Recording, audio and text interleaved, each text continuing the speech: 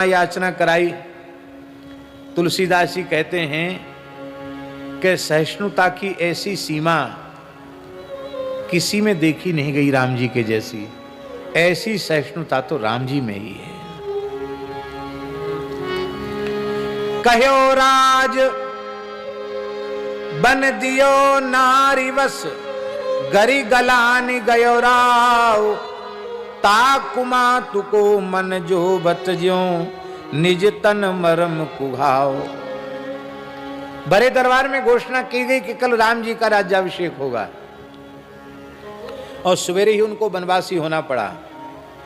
ऐसा व्यवहार किसी के साथ हो तो क्या पिता माता के प्रति उसकी श्रद्धा रहेगी? पर पिताजी के प्रति उनकी श्रद्धा में, निष्ठा में, प्रेम में कमी नहीं आई। इतना ही नहीं, जिस माता कैकेयी ने 14 वर्ष का वनवास मांग लिया, उसका जीवन भर ऐसा आदर किया जैसे किसी व्यक्ति के शरीर में घाव हो जाता है तो अपने घाव की कितनी खोज खबर कितना ध्यान रखता है, उस पर मक्खी न बैठ जाए, मच्छर न बैठ जाए, उसमें धूल न पड़ जाए, समय से उसमें मलहम लग जाए, उसमें जलन पीड़ा न हो। जैसे व्यक्ति अपने मर्म के घाव की सुरक्षा करता है, ऐसे जीवन भर कैकेयी की उन्होंने सुरक्षा की। ये राम जी का शील स्वभाव है।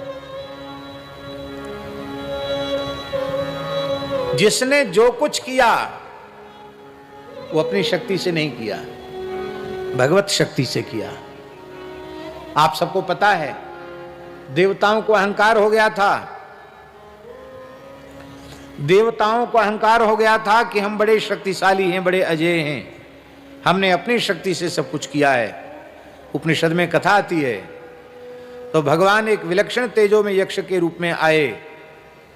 सबसे पहले अग्नि आए। भगवान बोले कस्त्वम, कौन है तू? अग्नि बोले जात वेदा, मैं अग्नि हूं। तो अग्नि है तो हम क्या करें? मंगल कलश धरावें कि बाजे बजवावें? क्या करें हम? अग्नि हो तो बने रहो, क्या कर सकते हो? अरे क्या कहते हो तुम, क्या नहीं कर सकते हैं? इस सारे ब्रह्मांड को एक क्षण में जलाकर भस्म कर सकते हैं। तो एक सूखा तिनका रख दिया भगवान ने सामने, बोले इसको जलाओ। अग्नि ने अपनी 7 जिह्वाएं लगाई, पूरी ताकत लगा दी, पर तिनका नहीं जला सके। लज्जित होकर अग्नि चले गए। वायु आए, कस्त्वम, तू कौन है? अहंकार को नष्ट करना ना महाराज, इसलिए ऐसे बोलते कस्त्वम, नहीं तो कहते को भगवान आप कौन है, ऐसा बोलना चाहिए। कस्त्वम, तू कौन है? बोले मातरिस्वाहम, मैं वायु हूं। क्या है आपका परिचय? अरे बोले इस पूरे ब्रह्मांड में हमसे ज्यादा बलशाली कोई नहीं है। मैं इतना बल है, इतना बल है, मैं प्रचंड प्रभंजन हूं, मुझ में इतना बल है, मैं चाहूं तो पूरे ब्रह्मांड को उड़ा सकता हूं। सुमेरु और मंदराचल को, हिमालय को सूखे पत्ते के जैसा उड़ा सकता हूं। भगवान बोले जाला डींग मत, हाँ को इस तिनका उड़ा के दिखाओ। वो तिनका नहीं उड़ा सके। वरुण आए, उन्होंने भी अपना परिचय दिया। बोले इसको गीला करके दिखाओ। तुम बहाने की बात कहते, सब दुनिया बहा देंगे, इसको गीला ही करके दिखा दो। वरुण ने पूरी शक्ति लगा दी, वो तिनके, सूखे तिनके को गीला नहीं कर सके। अग्नि, वायु और वरुण ये तीनों जब चले गए विमुख होकर के, तब इंद्र स्वयं आया।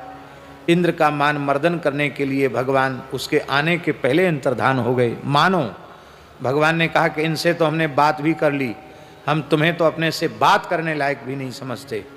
भगवान अंतर्धान हो गए। इंद्र लज्जित हो गया कि मुझे तो उसने बातचीत के योग्य भी नहीं समझा। उस विलक्षण महापुरुष ने, आखिर वह कौन था? तो भगवती पराम्बा उमा जगदम्बा आकाश में प्रकट हो गई और उमा भगवती ने कहा वह साक्षात परमात्मा ही तुम सबके गर्व का हरण करने के लिए आए थे। तुम अहंकार मत करो। हम ये कथा संक्षेप में इसलिए कह रहे हैं कि किसी का किया कुछ भी नहीं है। अग्नि में अग्नित्व, वायु में वायुत्व, सूर्य में सूर्यत्व, चंद्रमा में चंद्रमात्व, वरुण में वरुणत्व, पृथ्वी में पृथ्वीत्व, ये भगवान की कृपा से है। इसलिए जो कुछ भी है वो भगवान का है, भगवान की शक्ति से है। पर मूढ़ मनुष्य अहंकार कर बैठता है। तो जब सिद्धांत यह है तो कोई बंदर भालू भगवान की क्या सहायता करेगा। और भगवान का शील स्वभाव कैसा है। जब हनुमान जी जानकी जी की सुधि लेके आए तो राम जी ने क्या कहा, कपि सेवा बस भय कनोड़े, कहो पवन सुत आओ, देवे को न कछु ऋणिया हो, धनिक तु पत्र लिखाओ। हनुमान जी को बुला के कहा कि लिखा पढ़ी करा लो। हनुमान जी बोले किस बात की। बोले आप साहूकार हैं, मैं कर्जदार हूं, इस बात की लिखा पढ़ी करा लो। आगे भी लोगों को पता चलेगा कि राम जी कर्जदार हैं। किसके? हनुमान जी के। तो कर्जदार बन के तो रहना ठीक नहीं, कर्ज चुका देना चाहिए। बोले हम चुकाएंगे नहीं, हम सदा कर्जदार बनकर ही रहेंगे। क्यों? कर्ज चुकाने का मतलब है कि हमारे ऊपर संकट आया, हनुमान जी ने हमारी सहायता की। अब हनुमान जी पर संकट आवे और हम सहायता करें तो कर्ज चुकेगा। तो हम तो चाहते नहीं कि मेरे भक्त पर कभी कोई संकट आवे, इसलिए मैं सदा कर्जदार बनकर रहना चाहता हूं। कैसा अद्भुत शील है। अपनाए सुग्रीव विभीषण,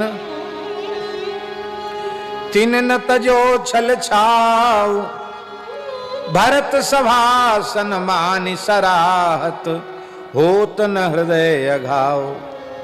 निज करुणा कर तूति भगत पर, शपथ चलत चर्चाऊ, सकृत प्रणाम प्रणत जस वर्णत, सुनत कहत फिर गाओ। व्यास जी इतना अद्भुत शील है रघुनाथ जी का कि कोई जीव एक बार आकर कह दे, हे नाथ, हे रघुनाथ, मैं आपका हूं, आपकी शरण में हूं, तो फिर उसके गुण दोष का विचार नहीं करते, उसको स्वीकार कर लेते हैं। और फिर उसमें अपराध ही क्यों ना, उसके अपराध सुनते नहीं है। सकृत प्रणाम प्रणत, एक बार प्रणाम करने वाले को शरणागत मान लेते हैं। जस बरनत, उसकी कीर्ति गाने लग जाते हैं प्रभु। और सुनत, दूसरे से कहते मेरे भक्त का यश मुझे सुनाओ, और सुनने के बाद भी कहते अभी हमारा मन नहीं भरा, फिर और सुनाओ। कहत, कहते भी हैं, सुनत, सुनते भी हैं, और फिर गाओ, और गाओ। इसलिए समुझी समुझी गुण ग्राम राम के, उर अनुराग बढ़ाऊ। तुलसीदास अनयास राम पद, पाई है प्रेम पसाओ। राम जी के इन मंगलमय गुणों का स्मरण करके, समझ करके, अरे जीव तू इनमें प्रेम को बढ़ा, तो अनायास श्री राम जी के चरण कमल तुझे मिल जाएंगे और तू उनके प्रेम प्रसाद को प्राप्त करके धन्य हो जाएगा, कृतकृत्य हो जाएगा। तो कहत राम गुण शील स्वभाव, सजल नयन पुल क्यों मुनिराव। पुलकित हो गए। इसके बाद महर्षि वशिष्ठ ने लक्ष्मण जी के प्रेम का वर्णन किया। लक्ष्मण जी के प्रेम का वर्णन करते करते भी भावुक हो गए वशिष्ठ जी, और कहा यदि राम जी के जैसे राम जी हैं तो मुझे कहने में तनिक भी संकोच नहीं है, लक्ष्मण जी के जैसे भी लक्ष्मण जी ही हैं।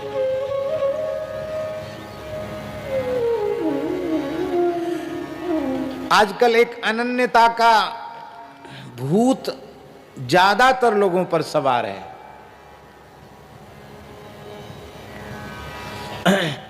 आपको सुनने में बड़ा कटु लग रहा होगा। भूत हम इसलिए कह रहे हैं कि वस्तुतः जैसी अनन्यता होनी चाहिए वो तो है नहीं। इष्ट में परा प्रीति के बिना अनन्यता कैसे होगी? परम प्रेम आराध्य इष्ट उपास्य में होना वो तो हुआ नहीं।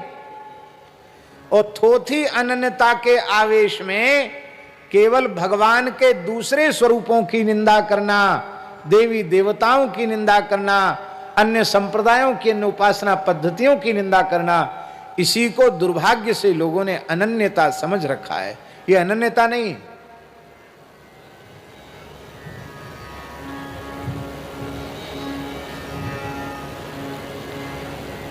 अनन्यता है बहुत जरूरी। हाँ, ये भी पक्की बात है, अनन्यता बहुत जरूरी है। हमारे महाराज जी तो कहते थे कि कई जन्मों की भजन साधना की जब पूर्णता हो जाती है तब अनन्यता का भाव आता है। कैसा अनन्यता का भाव? एक जन्म के भजन से नहीं होता, वो अनेक जन्मों की निष्काम साधना से अनन्यता का भाव आता है। महाराज जी कहते कैसी अनन्यता?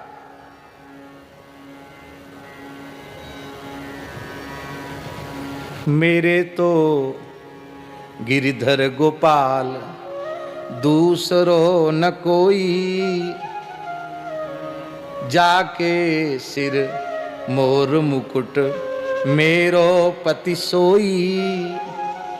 यह है अनन्यता।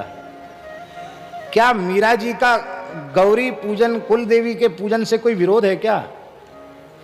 वैष्णव का, भक्त का किसी से विरोध नहीं होता। पर श्री मीरा जी ने बड़ी विनम्रता से कहा, मेरी संपूर्ण प्रीति श्री गिरधर गोपाल के चरणों में ऐसी हो गई है कि उनकी सेवा पूजा, उनको लाड़ लड़ाने के अलावा दूसरा कुछ सुहाता नहीं और दूसरा कुछ सूझता नहीं। मैं क्या करूं? और बिना भाव के केवल क्रिया करना, इसको मैं दंभ मानती हूं। इसलिए हमारा कोई विषय निषेध नहीं है।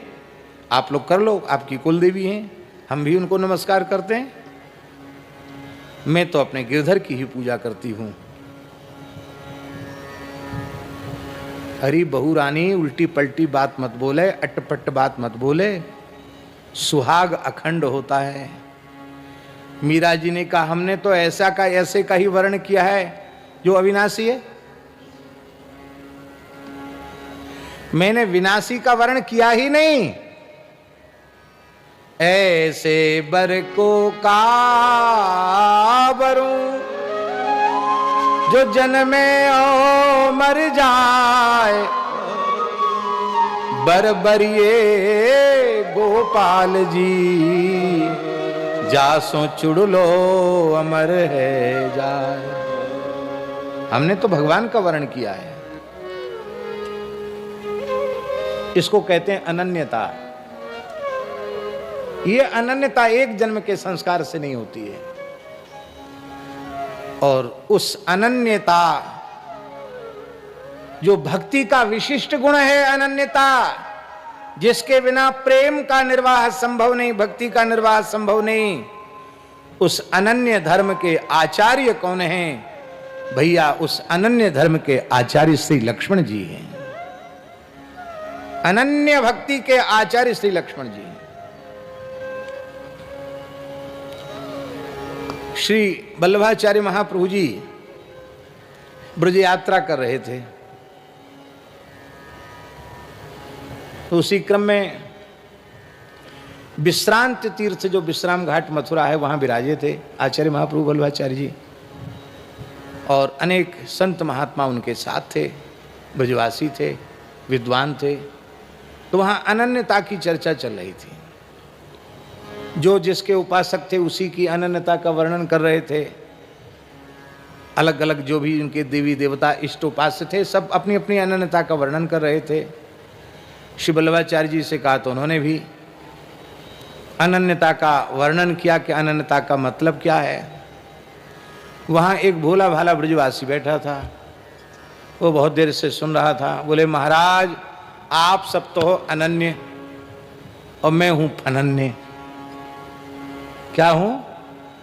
आप सब हो अनन्य और मैं हूं फनन्य।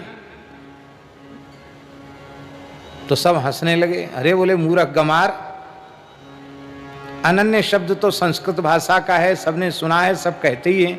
ये फनन्य किस धातु से सिद्ध होगा? बोले, धातु फातु में नहीं जानता, तुम पहले अनन्य शब्द का अर्थ बताओ। बोले हम दूसरे को नहीं मानते, अपने इष्ट को ही मानते, हम अनन्य हैं। उसने कहा हम फनन्य हैं। तुम दूसरे को नहीं मानते हो, जानते तो हो, पर मेरे प्राण जीवन धन कृष्ण हैं, मैं तो कृष्ण को छोड़कर दूसरे को जानता ही नहीं हूं। कहते इतना सुनते ही महाप्रभु जी नतमस्तक हो गए। कहा प्रणाम करो इस ब्रजवासी को, ये निश्चित ही फनन्य है। तो विनोद में हम कह रहे हैं कि लक्ष्मण जी अनन्य ही नहीं है, लक्ष्मण जी फनन्य है।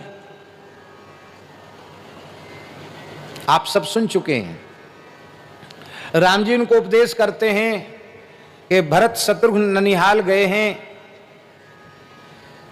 और मैं अपने पिता के सत्य की रक्षा के लिए वनवासी हो रहा हूं। जानकी जी मान नहीं रही हैं, पातिव्रत धर्म की दुहाई देकर साथ चलने के लिए तैयार हैं, वो तो चलेंगी ही। और पिताजी की ऐसी अवस्था है, माताओं की ऐसी स्थिति है, प्रजा की ऐसी स्थिति है, इसलिए सबका ध्यान तुम ही रख पाओगे। इसलिए ठीक है तुम सार संहार सबकी करो, ज्यादा नहीं तो तब तक सार संहार करो जब तक भरत जी न आ जाए, क्योंकि जा सुराज नृप प्रजा दुखारी, सो नृप अवश्य नरक अधिकारी। लक्ष्मण जी सुनते रहे और अंत में कहा महाराज धर्म है आपका, थोप रहे हो हमारे ऊपर, आप अपने धर्म को अपने ही पास रखिए, हमारे ऊपर मत थोपिए। क्यों? मेरा धर्म कर्म सब कुछ आप हैं। गुरु पितु मातु न जानऊ काऊ, कहूं स्वभाव नाथ पति आऊ। अब विश्वास करो ये मेरा स्वभाव है, मैं आपको छोड़कर पिता माता गुरु कुछ भी नहीं समझता। आप ही मेरे पिता हैं, आप ही मेरी माता हैं, आप ही मेरे गुरु हैं।